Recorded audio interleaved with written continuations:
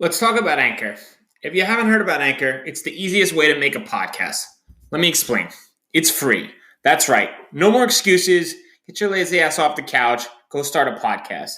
There's the creation tool that allows you to record and edit your podcast right from your phone or computer. Once again, no more excuses. Anchor will distribute your podcast for you so it can be heard on Spotify, Apple Podcasts, and many more. Couldn't be easier. Even better, you can make money from your podcast with no minimum listenership. That's right, they're paying us for this ad. Thank you very much, Anchor. Download the free Anchor app or go to anchor.fm to get started now. This is The Dime, a 10-minute dive into the cannabis and hemp industry through trends, insights, predictions, and tangents. What's up, guys? This is The Dime. This week we have a very special guest, Ben Aronowitz. Ben, we are honored to have you here as one of our first guests. This week we're talking about data and dispensaries. Cannabis, like virtually every other industry, is taking a massive step forward as it learns more from data. In U.S. states where cannabis is legal, whether it's medical or recreational, data is providing insights. A recent Forbes article explains that by collecting data and investing in analytics, cannabis retailers can comply with state regulations, modernize their inventory management practices, and boost their bottom line. Then, quick question for you. How can data be beneficial for dispensaries? Absolutely. First of all, thanks for having me. It's a big fan of the podcast, big fan of you guys, so I'm stoked to be here. Great question. And I think what we've seen this year as far as the COVID-19 pandemic leading dispensaries to bring more of their business online, to focus more on e-commerce as opposed to in-store sales, has actually sort of opened up this new sort of window of opportunity for these dispensaries to have more insight into how their consumers are interacting with their inventory. When the majority of sales were occurring in store, you really have you can look at sales as a sort of guiding light as far as which metrics, which products are really resonating with your shoppers. However, when you bring more of your transactions online, you can obviously measure more of the interaction. So you can understand, what are people searching for? What are people clicking? How much time are they interacting with my product cards? So really just allowing dispensaries to better understand how shoppers are engaging with their products, engaging with their inventory, and ultimately what leads to conversions. Yeah, I think that's a great point. Kellan, from a science background, do you agree with those standpoints? What's your take on that? Yeah, I completely agree. I mean, the huge push in machine learning and all these other applications for data is it's changing the whole world, right? Like Amazon, I heard they're pretty valuable recently. I might have heard that, right? And I think the core of Amazon is all based on mathematics, statistics, probability. It just comes from Jeff Bezos's background at B.E. Shaw and kind of that whole quant trading application to the consumer market, right? So I completely agree with everything Ben said. I mean, there's just so much value and information that gets lost if you're not, if you don't have eyes on that kind of information. There's definitely value, right? Like, I think everyone's on the same page that there's value in the data, but what kind of data should they be collecting? Do you think that they should bring in outside firms or bring someone internally? Like, how should dispensaries approach something like this, Ben? So ultimately, while there are these other metrics you can look for, all of these data points you're going to be analyzing as a dispensary should be focused on increasing your conversion rate. So when someone lands on your menu, how likely are they to convert? And there's a number of different factors that go into driving up conversion rate, but it involves being scientific about it, running some tests, understanding, okay, which brands are resonating with my shoppers? What sort of messaging on my menu is leading to more engagement? What are people searching for? Do I have a lot of people searching for CBN edibles? If so, I want those insights to inform my buying strategy, right? So it's about understanding what your shoppers are looking for and using that to optimize your menu to drive up conversion rates by also informing your buying strategy to make sure you have the products available that your folks are looking for. I think that's a great point. And I'm just going to ask for the brands that I know that follow us because I can already feel the messaging coming. They're going to say, Ben, I want to know how I can improve my brand to resonate with these shoppers. Do you have any suggestions? Does any ideas come to mind? What can we do in order to improve our opportunity to be in front of these users? Well, depending on the market, you could be one brand, one SKU amongst a sea of hundreds, if not thousands. So what's important is having a relationship with these dispensaries. So you don't just want your dispensaries to carry your product. You want them to promote your product, elevate it to the top of their menu. So they don't have to, users don't have to search and really dig through hundreds of products to find your SKU. So one way to do that is by just having strong relationships with your dispensary partners. The other is really building your brand. There's audience data out there that is filled with different sort of levels of cannabis consumers. So you have the high intent cannabis consumers, cannabis interest, and those are the folks you want to drive to your website, where you should have some strong branding. Ideally, just tell your story. Why is someone going to want to buy your product? If you have a unique feature in your carts, or if you were a niche edible category, why would a shopper want to check out with your products in their cart? So you want to drive folks to your website to educate them. And ideally you would have a way to send traffic to a dispensary from your website, some sort of where to buy function, while also maintaining those strong relationships with dispensaries where the actual transactions occur. So you're put in the best sort of real estate for those shoppers to come find your products. I think it's a great point. Kellan? Yeah, I mean, I was just gonna say, I think it's really well articulated because it's almost like the 21st century of the eye level aspect in a grocery store, right? Like you see that. I mean, I don't know if it's probably still a thing, right? Yeah, But it's definitely a thing. So, like brands pay significantly more to like distributors such as like Safeway or Walmart to have their product on that middle shelf that the consumer, as he's walking, it just happens to be right there on the middle shelf that they have to look at. So like this is the exact same concept, but just applied to the digital world that we live in, right? Exactly. And those distributors, those brands aren't paying for that real estate because they just think it's going to be good for their business. That's a data-driven decision. They've seen that that shelf leads to, again, to bring it back to conversion rates. If your products are on that shelf, that eye-level shelf, you're going to sell more products. Same sort of thinking can be applied to the e-com space. That's awesome. So, I mean, what other kind of metrics and data can they potentially pull out of being able to, so putting it into the right real estate to facilitate conversions, but is there other data that is important to driving those conversion rates? Is price point something that's heavily associated with those conversion rates as well as real estate? Is there another variable that you think is just as important? So price is definitely a factor.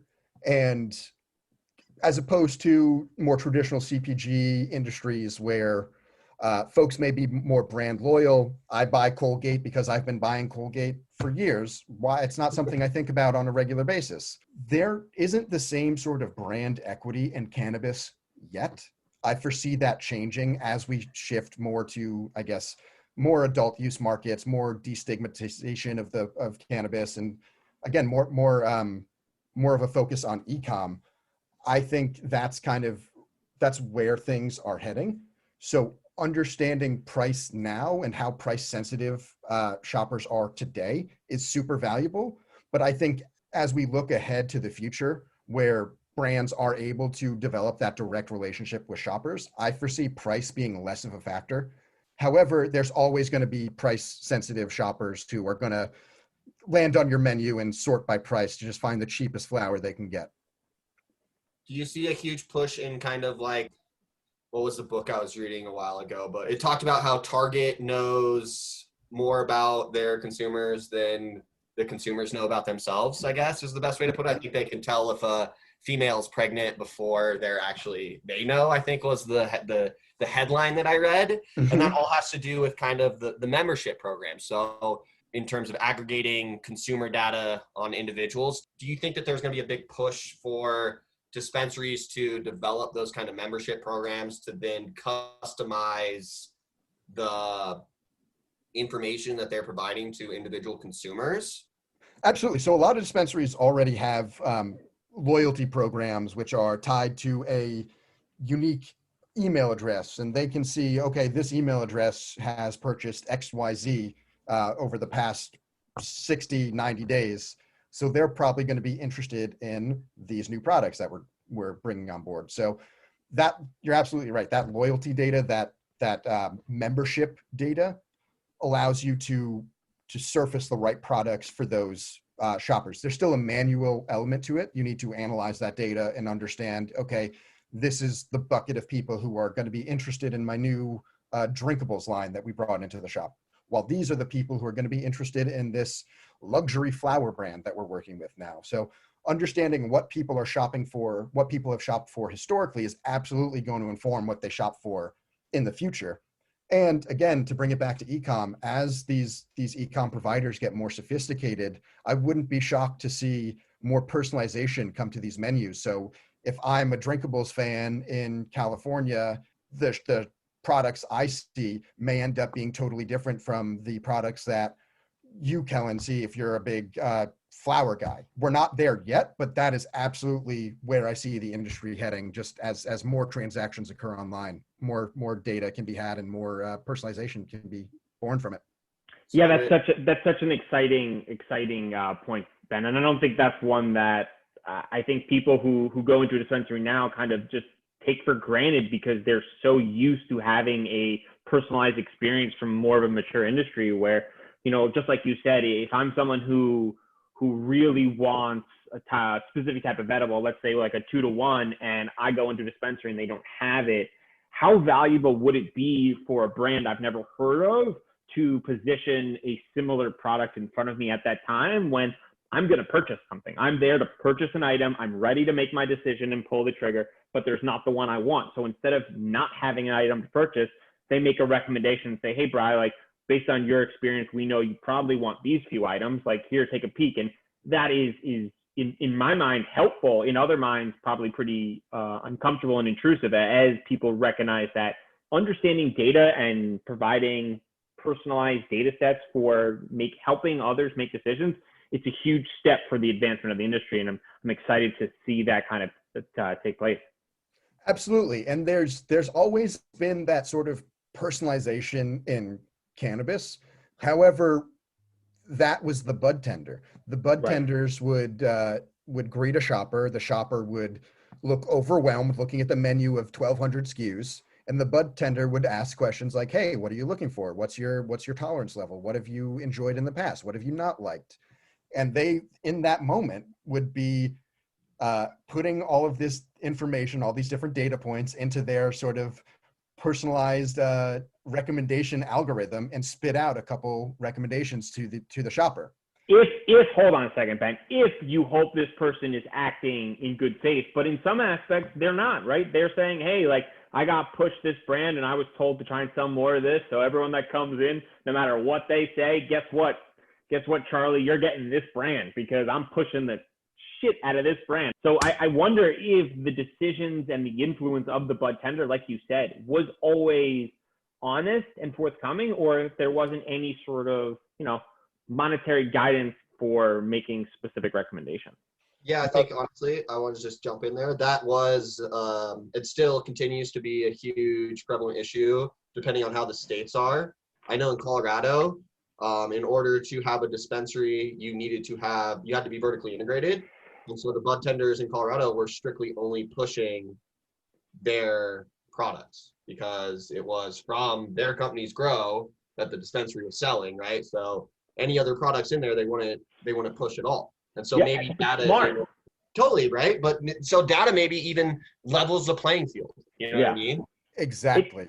The dispensary experience is one that has I think we'll have a big opportunity for improvement from just a customer experience because, while it's really helpful to go into stores and make purchasing decisions, I'm going to go out on a limb, which is probably not really a limb, and say that most people don't really like going places anymore to buy products. It's like, I'm going to go online, I want to buy a product, and I want you to send it to my house because that's what Amazon has made normal for me, and I probably want it the next day. So I wonder, Ben, based on what you've said, is exactly the statement of the data is going to replace the bud tenders, and that's probably inevitable. And the sooner dispensaries and others start operating with that understanding, probably the faster and the better they move into the next phase of the environment.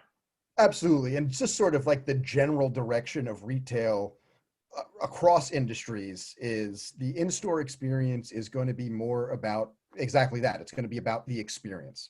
Someone who just needs to purchase their toothpaste, purchase their edibles, they don't need to deal with the fluff of going in store and looking at all these displays and talking to a bud tender. They just want to click buy now and have it arrive at their door. And that's why we've seen such a shift towards curbside pickup and delivery in those markets where it's allowed, because that's how people shop outside of the cannabis industry. They like that experience and they want cannabis to catch up.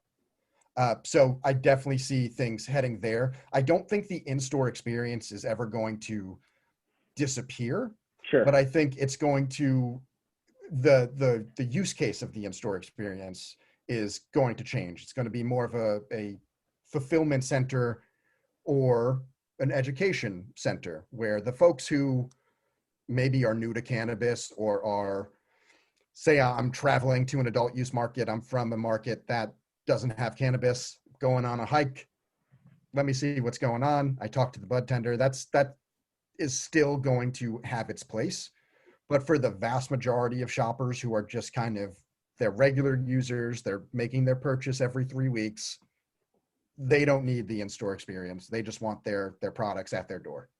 Yeah, I agree. And I think honestly, in-store experiences are going to move more towards like almost like a social outing, right? Like you see it with like Citibank is turning their banks into coffee shops as well to try to like double down, right? You kind of see this in other industries as well, is that like, like you're going to end up going to a brick and mortar store, not to shop, but to socialize with friends, have maybe a good experience where like they've created a really cool ambiance and like some sort of environment that creates an activity for you while you do that, such as like you go to a smoking lounge to hang out with friends, and then you could also buy some product there. It's not just a storefront where you go in as a traditional brick and mortar, right? So I could see a huge kind of paradigm shift from the quote unquote shopping for necessities versus going out to have an experience and also purchasing a product while you're doing it.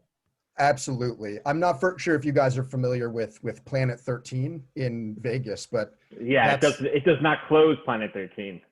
Yeah, that's exactly. Just in case you were wondering, I'm not sure if that's an experience-based statement, but I would just say it's never closing.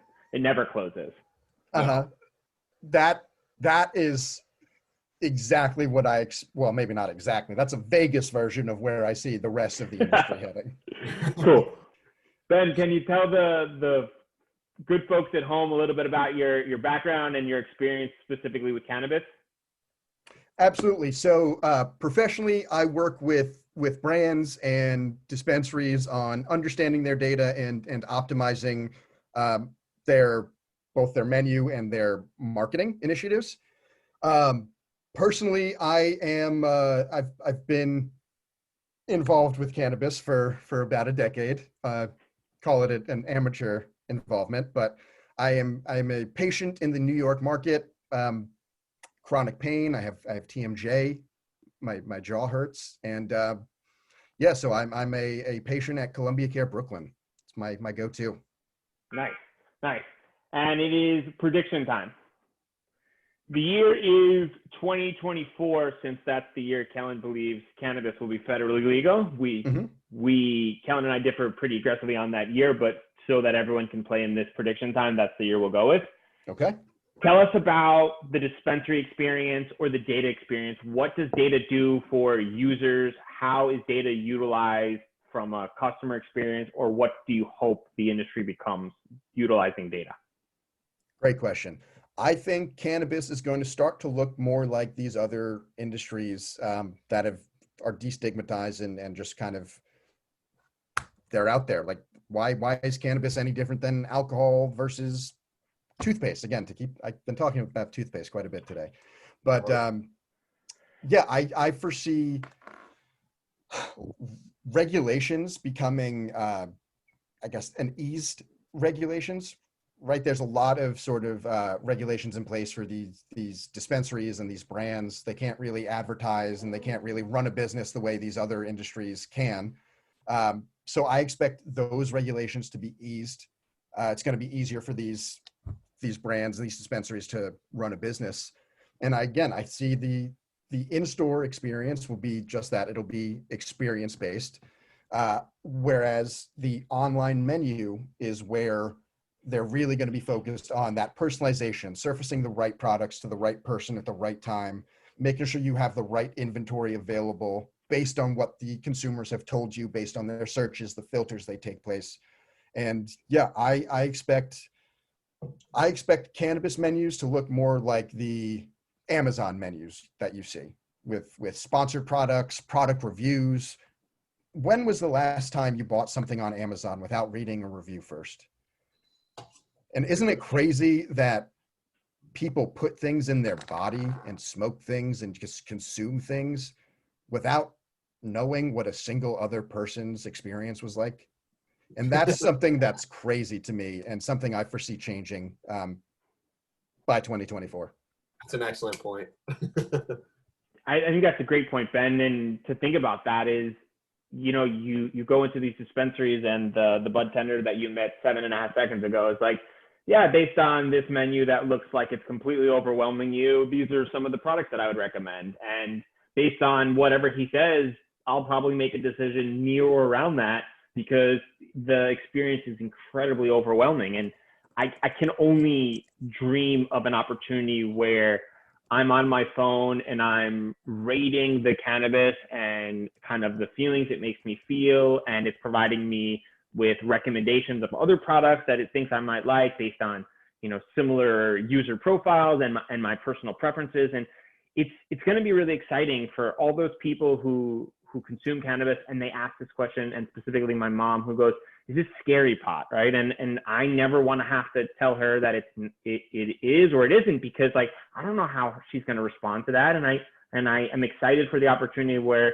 she can utilize cannabis for all of its benefits and not be fearful of that consuming this is going to make her feel a certain way that she's really fearful of. And I think with data comes this huge breakthrough of connecting users with products that'll be extremely beneficial and attractive to them that they just might not be aware of. And for some people that might be frightening. For others like us who are a little more comfortable with the fact that data is helpful in providing you with recommendations, we're excited for that. And the industry's got a long way to go, but I think, Ben, with people like you entering the space and your background specifically, I think it's exciting for Kellan and I to hear kind of exactly where you're going in the space and the type of direction it's moving towards, which I think will be extremely beneficial for the industry. Absolutely. And to jump in real quick, you mentioned something super interesting, a use case for data that we haven't really touched on yet. The AB InBevs, the Miller Coors of the world, they have their eye on cannabis in this industry and what's happening and will it be cannibalizing their sales. I would be stunned if they are not analyzing data to understand what is their opportunity in the space and how can they use data to develop products for shoppers. That is, and not just the AB InBevs of the world, even the existing cannabis industry brands need to look at data. What are people looking for? What are people buying? And use that as a guide for their product roadmaps. What should we be developing for these people? Because that is absolutely a perfect use case for data. Absolutely. Kellan, final prediction?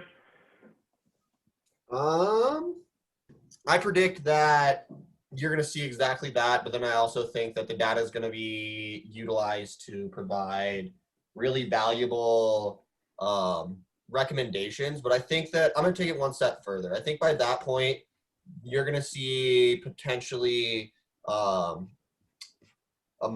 merging, I think it's probably the wrong word, but you're going to see people take health and health data and that kind of stuff, I think, and do correlations with their purchasing habits. And then you're also going to see, I think, tying like the chemical profile of some of these sativas or the indicas or the hybrids from a product standpoint in terms of the terpenes or other active chemicals there. I think you're going to see some companies start to try to pull correlations of consumers' purchasing history with the type of chemicals that are in those products, and then tie that to kind of their health habits, if you will. You can see that with Apple and the new Apple Watch and all the health data that they're aggregating associated with that. And so I could see that kind of being the next big step within the space, just because the entourage effect is a real deal. You have the significant difference between a sativa and a hybrid and indica in terms of the consumer experience, and that's all directly tied to the chemicals. And so that's my prediction. I see the correlation between health data and the chemical profile of these products being closely mirrored. That's a great shout. Going to need a lot of scientific research into understanding exactly how that works. Hey, Kellan? I mean, is science really a thing, though? Depends on who you ask. Cool. Well, Ben, we appreciate you taking the time and look forward to kind of catching up with you, a little while from now and hearing more about what's going on in your neck of the world. Same here, guys. Thanks for having me. Thanks for your time, Ben.